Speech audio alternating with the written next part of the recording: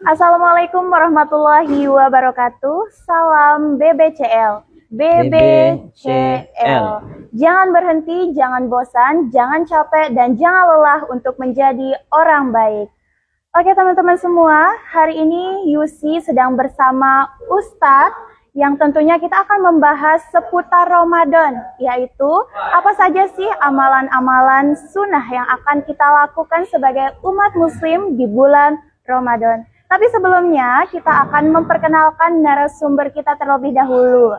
Assalamualaikum Ustadz, selamat sore. Waalaikumsalam warahmatullahi wabarakatuh. Ya, sore. Oke Ustadz, jadi Ustadz boleh memperkenalkan dirinya terlebih dahulu. Ya, alhamdulillah. Bismillah ya. Saya Dilan Laksa Putra, guru SMA ITRC Mataram. Jadi sehari-hari di sini kegiatan saya sebagai pengajar di SMA ITRC Mataram dan juga berkegiatan di lingkungan pendidikan Yarsi ini, baik itu kultumnya, kemudian kegiatan Ramadan yang lainnya juga alhamdulillah saya ikut andil. Saya tentu bersyukur kepada Allah Subhanahu wa taala dijadikan salah seorang yang aktif di lingkungan pendidikan Yarsi Mataram ini. Wah, Masya Allah, Ustadz Dilan ternyata sudah sering kali berpartisipasi dalam melaksanakan kegiatan-kegiatan yang ada di Institut Kesehatan Yarsi Mataram. Oke, langsung saja Ustadz, kita masuk ke poin yang pertama Ustadz. Siap. Mengenal di bulan Ramadan, apa sih pengertian bulan Ramadan menurut Ustadz sendiri? Jadi bulan Ramadan itu kalau seandainya kita sebutkan apa pengertian bulan Ramadan, semua orang akan memiliki pengertiannya masing-masing. Orang yang memiliki banyak dosa, ia akan merasa bahwasanya pengertian dari bulan Ramadan ini ialah bulan yang penuh ampunan.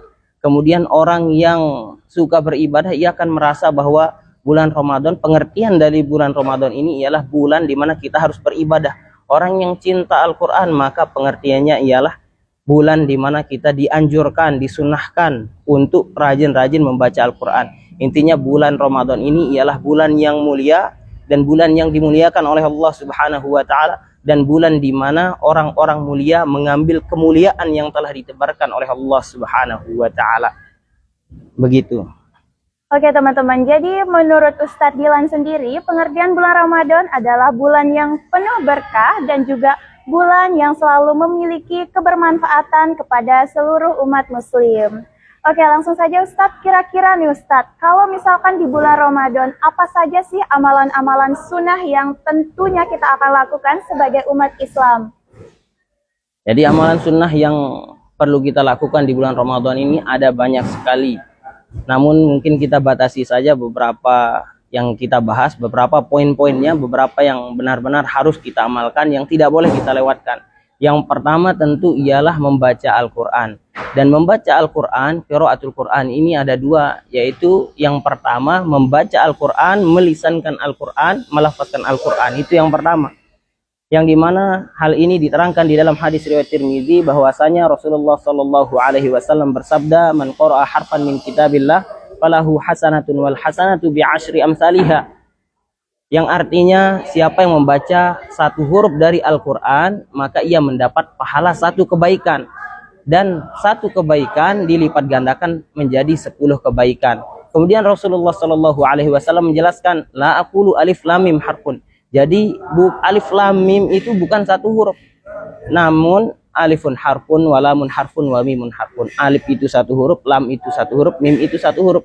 Jadi dengan membaca alif lam mim itu sudah 3 huruf, maka 30 kebaikan yang kita dapatkan.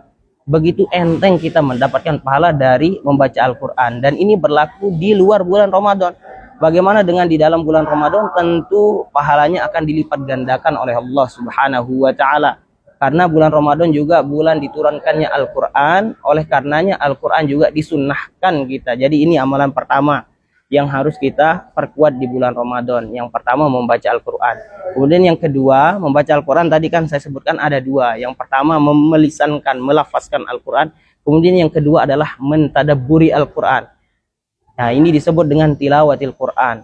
Kalau seandainya ulama atau seorang yang paham bahasa Arab, ia ketika membacanya maka ia bisa langsung mentadaburinya. Lalu bagaimana dengan kita mungkin yang belum paham dengan bahasa Arab, atau mungkin saudara muslim kita yang belum mengerti bahasa Arab? Ada cara di mana ia bisa mentadaburi Al-Quran. Selain ia membaca Arabnya, maka perlu juga ia mempelajari Latinnya. Arti terjemahan yang ada di dalam Al-Quran itu perlu juga ditadaburi, dibaca sebagai pelajaran. Dan ini salah satu keajaiban dari Al-Quran.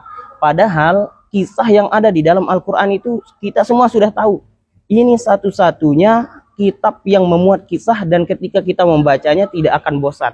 Bahkan orang yang menghafal Al-Quran, hafiz Al-Quran, ia mengerti dan ia paham bagaimana kelanjutan cerita misalkan Nabi Musa bertemu dengan Allah Subhanahu wa taala, kemudian melihat api dan lain sebagainya, sudah tahu semua. Dan juga contohnya Nabi Yusuf, semuanya sudah tahu, para ulama sudah tahu, namun gairah untuk membaca Al-Quran, membaca kisah-kisah yang ada di dalam Al-Quran ini tetap ada. Ini adalah salah satu keajaiban dari Al-Quran itu sendiri. Jadi kembali lagi yang tadi ke awal ya, yang pertama sunnah yang pertama ialah membaca Al-Quran. Dan membaca Al-Quran ini yaitu ada yang sekadar membacanya saja, yang kedua ada mentadaburinya. Jadi tilawatil Quran, membaca dan memahami maknanya. Kalau ada yang belum bisa membaca sambil memahami, maka tidak apa-apa baca terjemahannya untuk mendapatkan hikmah-hikmah yang ada di dalam Al-Quran. Oke, baik. Jadi teman-teman, membaca Al-Quran di bulan Ramadan maupun bukan di bulan Ramadan itu sangat-sangat mulia. Apalagi kalau misalkan teman-teman kaitkan dengan membaca artinya juga.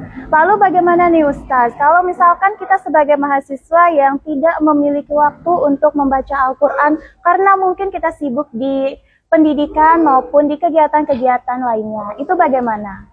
Nah, ini sebenarnya pertanyaan yang sangat sering sekali saya dengar. Ini sebenarnya hanya masalah skala prioritas saja dan masalah semangat saja. Ada banyak sekali di luaran sana orang yang sibuknya melebihi mahasiswa. Dan ada banyak sekali orang yang di luaran sana dengan pekerjaan yang sangat luar biasa namun masih sempat menghatamkan Al-Quran. Jadi seharusnya kita bertanya kepada diri kita, bagi orang yang merasa, sekarang saya sibuk tidak bisa menghatamkan Al-Quran. Kalau seandainya kita rajin membaca Al-Quran, mungkin 1 juz itu bisa selesai dalam 1 jam. Kalaupun lelah dalam membacanya atau tertatih-tatih dalam membacanya, 1,5 jam atau 2 jam itu insya Allah bisa selesai 1 juz. Bayangkan kalau seandainya kita bangun sahur misalkan, setelah itu kita sholat subuh, selesai sholat subuh sampai pagi, ada waktu 1,5 jam atau bahkan sampai 2 jam bisa kita baca Al-Quran di sana. Jangan sampai kita karena keduniaan, karena kita merasa bahwa dunia ini harus kita gapai, Al-Quran kita tinggalkan. Na'udzubillah, ini hal yang perlu kita introspeksi dalam diri kita. Ingat skala prioritasnya. Lihat dahulu para ulama meninggalkan majelis ilmunya, kemudian meninggalkan semua kesibukannya untuk Al-Quran. Lalu bagaimana dengan kita yang tidak bisa meninggalkannya sama sekali? Kita harus cari waktu yang efektif di mana kita bisa membaca Al-Quran. Intinya dalam 24 jam itu pasti ada waktu di mana kita bisa membaca Al-Quran. Kalau memang belum menemukan waktu, kita harus perbanyak istighfar. Karena al-jaza min jinsil amal. Balasan adalah sesuai perbuatannya. Seorang yang dari dulu sudah malas ngaji atau mungkin tidak mau mengaji, maka balasannya adalah dia tidak akan diberikan waktu untuk mengaji oleh Allah Subhanahu wa taala. Tapi apabila ia benar-benar ingin mengaji, maka Allah Subhanahu wa taala akan berikan taufik insyaallah. Berikan kelonggaran, berikan waktu untuk ia mengaji. Salah satu contoh saja, ada salah satu murid kami di SMA ITRC Mataram, lulusan SMP, ngajinya masih terbata-bata, sudah mulai lancar tapi tidak selancar yang lain. Kalau siswa kami yang lain di SMA ITRC Mataram, itu ada yang sampai 1,5 jam saja sudah selesai 1 juz. Tapi kalau yang satu ini masih belum seperti itu, jadi agak lama, mungkin 1 jam dia bisa selesaikan. Kemudian hari ini, ya bertepatan dengan hari ini itu dia ulangan, dia harus belajar kalau nggak salah tadi fisika, kemudian sejarah Indonesia itu ulangannya, kemudian ada program yang lain, tapi ia masih sempat membaca Al-Quran. Tadi alhamdulillah laporan sudah selesai 1 juz, itu belum 24 jam tapi alhamdulillah sudah selesai. Itu mungkin perlu kita jadikan contoh. Intinya kalau kita punya semangat, insya Allah akan bisa. Baik teman-teman, jadi membaca Al-Quran itu adalah suatu hidayah banget buat kita nih, apalagi kalau misalkan kita sebagai mahasiswa yang sangat sibuk dan tergantung dengan skala prioritas kita sendiri. Dan tentunya membaca Al-Quran tersebut tidak harus lancar, melainkan kita dapat meluangkan waktu untuk membacanya. Baik Ustadz, semisal Ustadz nih, kalau misalkan selain membaca Al-Quran di bulan Ramadan, apa saja sunnah yang harus kita lakukan ketika bulan Ramadan itu datang? Masya Allah. Jadi sunnah yang kedua, tentunya sebagaimana yang saya sebutkan tadi, sunnahnya ada banyak sekali. Namun di sini kita bahas sunnah kedua, yaitu menjaga sholat malam di malam-malam bulan Ramadan. Rasulullah Shallallahu Alaihi Wasallam bersabda, "Man qoma Ramadana imanan wa ihtisaban ghufira lahu ma taqaddama min dzambi." Siapa yang sholat malam di malam bulan Ramadan, maka akan diampuni dosa-dosanya yang telah lalu. Dan para ulama menyebutkan bahwasanya maksudnya ini ialah rutinitas tarawih dan witir kita. Dan di dalam hadis lain Rasulullah Shallallahu Alaihi Wasallam bersabda, "Man qoma ma'al imam hatta yansharib kutiba lahu qiyamul lailah." Yang artinya siapa yang sholat bersama imam, maksudnya sholat isya, kemudian sholat tarawih dan juga sholat witir, hatta yansharib, sampai ia selesai, kutiba lahu qiyamul lailah. Ia akan tercatat seakan-akan ia sholat satu malam penuh. Nah, ini adalah amalan sunnah yang tidak boleh kita tinggalkan. Saking tidak bolehnya kita tinggalkan, para sahabat ini mencontohkan itu giat melakukannya. Bahkan Rasulullah, hampir-hampir Rasulullah Shallallahu Alaihi Wasallam itu merasa hampir-hampir sholat tarawih ini akan dijadikan amalan wajib. Oleh karenanya Rasulullah sempat meninggalkannya dahulu. Mengapa ini menjadi amalan sunnah yang harus kita amalkan? Karena rugi kalau seandainya tidak kita amalkan. Kerugian yang pertama, kita tidak akan mendapatkan ampunannya Allah Subhanahu wa taala sebagaimana yang disebutkan di hadis tadi. Kemudian yang kedua, kerugian kedua adalah di dalam hadis tadi yang saya sebutkan tadi, disebutkan bahwasanya orang yang sholat bersama imam sampai selesai, maka ia akan tercatat seakan-akan ia sholat di satu malam penuh. Bahkan di riwayat lain disebutkan kutiba lahu baqiyatul lailati, akan dicatat sisa malamnya seakan-akan ia sholat. Bayangkan kalau seandainya kita sholat tarawih. Kalau seandainya kita sholat tarawih bersama imam sampai witir, sampai selesai, mungkin tidak sampai 1 jam. Atau mungkin ada yang 1 jam, tapi tidak apa-apa, kita relakan waktu yang 1 jam itu. Maka selesainya itu kita duduk-duduk, kita ngobrol, mungkin ada yang minum kopi, sambil makan cemilan. Itu dicatat seakan-akan sedang sholat. Jadi rugi kalau seandainya ada orang yang tidak melaksanakan sunnah ini. Kalau tadi sunnah pertama itu membaca Al-Quran, kemudian yang kedua ini adalah sholat malam, yang tentunya ini membuat argo pahala kita ini bertambah tanpa ada effort yang besar begitu. Kita hanya luangkan waktu 1 jam, balasannya sampai subuh. Ini luar biasa. Kalau benar-benar kita berpikir dengan akal sehat, rugi kalau seandainya kita tidak melaksanakan sholat tarawih.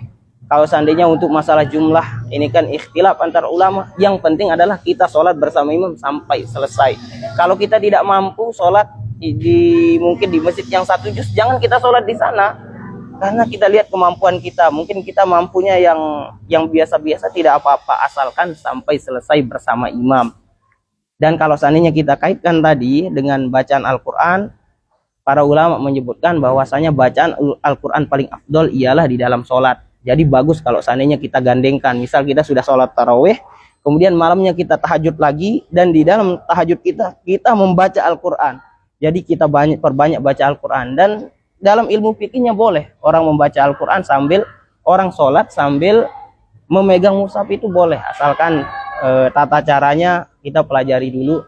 Jadi ini adalah amalan yang luar biasa. Apalagi kalau seandainya kita gandengkan amalan pertama dan amalan kedua, baca Al-Quran di dalam sholat tahajud kita, Masya Allah. Intinya amalan kedua yaitu sholat malam di bulan Ramadan.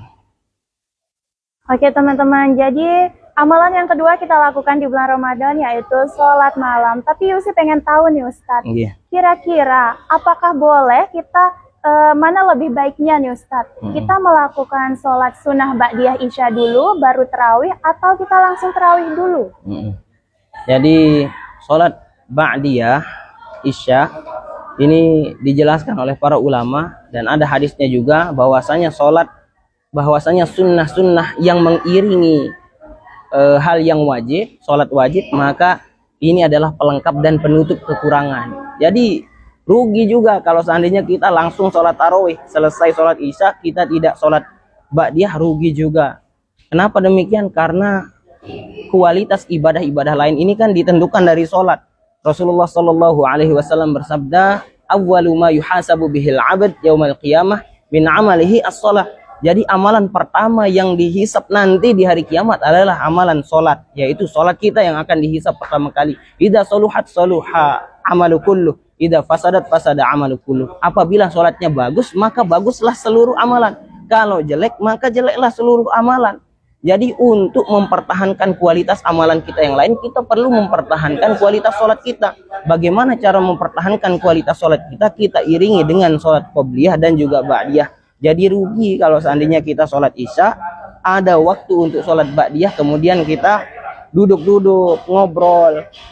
Ini sangat rugi. Jadi harus kita laksanakan sholat ba'diyah dulu, baru kita lakukan sholat tarawih. Gitu. Satu lagi nih Ustaz, satu pertanyaan lagi.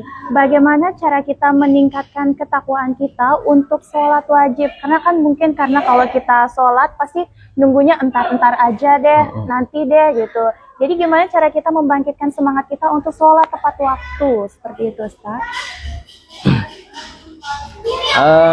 Untuk membangkitkan semangat kita untuk sholat tepat waktu, kita lihat hadis-hadis yang menunjukkan tentang sholat. Kita lihat ayat-ayat Al-Quran yang mewajibkan untuk memperhatikan sholat.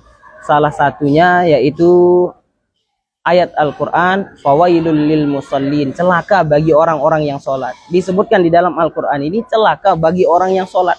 Yang mana? Alladzina hum an sholatihim sahun. Yang di dalam sholatnya ia sahun. Dijelaskan oleh para ulama, sahun ini maksudnya ada dua. Yang pertama adalah dia sholat itu dalam keadaan bermalas-malasan. Aduh, sholat lagi. Aduh, sholat malas begitu. Nah, ini dijelaskan di dalam kitab-kitab tafsir, ini termasuk sahun. Kemudian yang kedua, menunda waktu sholat sampai mau habis waktu sholat, di sana buru-buru ia lakukan sholat, ini termasuk dalam sahun ini. Jadi sholatnya na'udzubillah bisa jadi, ya kita tidak tahu bagaimana catatannya ya, tapi bisa jadi itu hanya penutup kewajiban saja, kemudian tidak dapat ya dapatkan fadilah-fadilah keutamaan dari menjaga sholat, yang dimana sholat ini kan mencegah dari perbuatan keji dan mungkar sebagaimana yang kita ketahui. Jadi itu intinya, kita lihat hadis dan ayat Al-Quran yang menunjukkan keutamaan kita menjaga sholat dan ancaman bagi orang yang melalaikan sholat. Sudah jelas di ayat Al-Quran, fawailul lil musallin, maka celakalah bagi orang yang sholat. Kalau seandainya kita sholat dan sholat kita mau kita buat sholat kita itu sebagai pembela kita di hari kiamat, bukan menjadi hal yang membuat kita celaka, maka segeralah untuk sholat. Ini harus kita tanamkan di dalam diri kita. Wow, Masya Allah banget nih teman-teman semua. Jadi amalan-amalan sunnah di bulan Ramadan itu sangat luar biasa banyak sekali. Namun yang disebutkan oleh Ustadz tadi ada yang pertama itu membaca Al-Quran, yang kedua adalah menunaikan ibadah malam, yang ketiga yaitu melaksanakan sholat tepat waktu teman-teman. Oke teman-teman, jadi untuk acara podcast kali ini kita akan akhiri. Semoga apa yang disampaikan oleh Ustadz tadi bisa bermanfaat buat teman-teman semua, dan teman-teman semua dapat melakukannya sesuai dengan keinginan teman-teman dan sesuai dengan arahan dari Ustadz Gilang tadi. Sekian dari Yusi. Assalamualaikum warahmatullahi wabarakatuh. Salam BBCL. BBCL. Dah.